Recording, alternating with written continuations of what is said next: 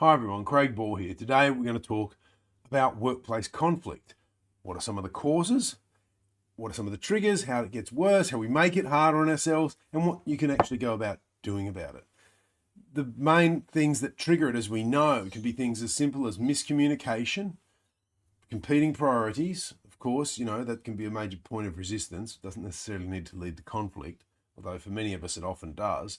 And scarce resources, and we're competing for the same resources sometimes. And of course, time, with competing priorities for people, is probably the scarcest resource we have.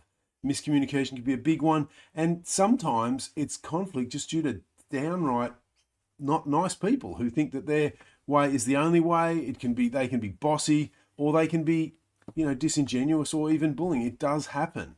Okay, that can be a cause of workplace conflict. But rather than bottle back into your shell, rather than try to avoid it, so often we have irrational beliefs such as all workplace conflict is bad. Well, it doesn't need to be bad. You can come at it from a completely different perspective and look at it as an opportunity to try to work through it and say, hey, look, I don't know if I understood what was happening here. Sorry if I put you off, but tell me more about your situation. As a consultant, what I often do before asking for somebody's time, I say, hey, look, what else is going on for you right now?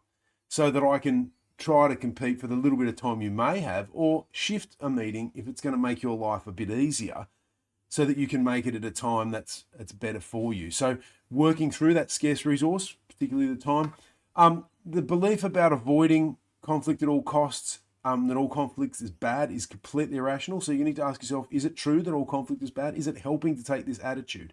If it is, you're likely to either get upset and more angry and add fuel to the fire, or you're going to withdraw completely. That's typically how people operate. The other one is that people must work the way that you do. Well, people have different work styles, and learning to appreciate this is another piece to the puzzle that you need to be able to work through.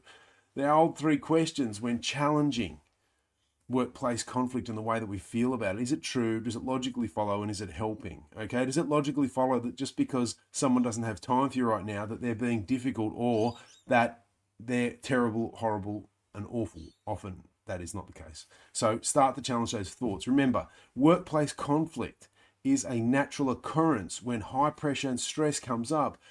How we respond to it doesn't have to be the problem, though. It can be an opportunity for growth if we respond to it differently. You start with yourself, going with an open mind, and making little or no assumptions, and be committed to working through it with a problem-solving mindset.